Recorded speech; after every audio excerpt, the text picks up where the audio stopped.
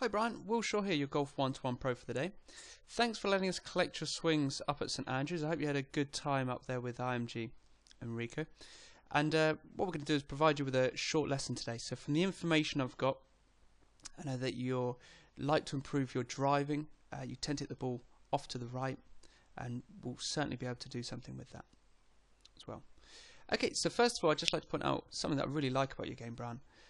Love this posture, really good posture angle. Arms can then hang down really well, as indicated by the green lines, and that means that you're going to hit the ball straight out of the centre of the club, as you've indicated to us quite a few times. So that's brilliant.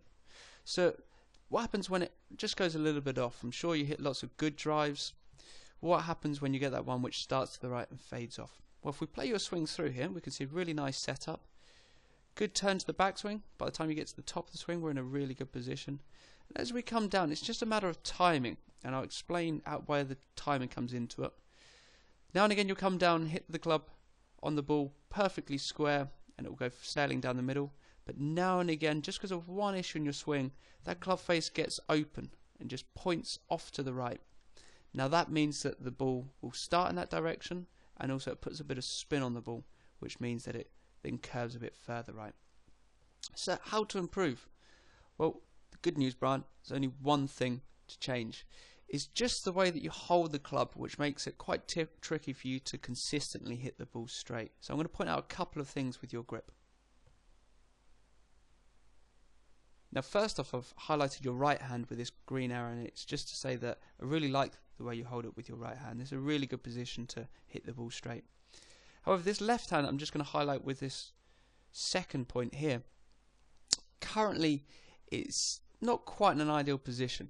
So what do I mean by that? Well, if you imagine you've got a badge in your glove, at the moment that points straight towards the target over this way. Now holding like that means that it's quite easy to get the club face open and pointing to the right of where you want it. So what we'd like you to do is twist your hand round so that we could get the badge of the glove much more pointing towards us. So if I put this one here, if we could have your hand sort of twist round and the badge pointing more towards us, believe it or not, with no other changes, that would mean that when you get back down to impact to hit that golf ball, you'll certainly be able to hit the ball straighter.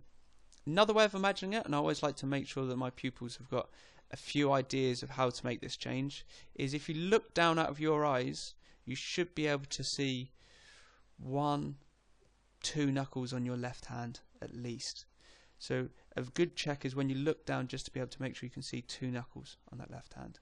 Now the great news about this, Brian, is without changing anything else in your swing, you'll hit the ball straighter.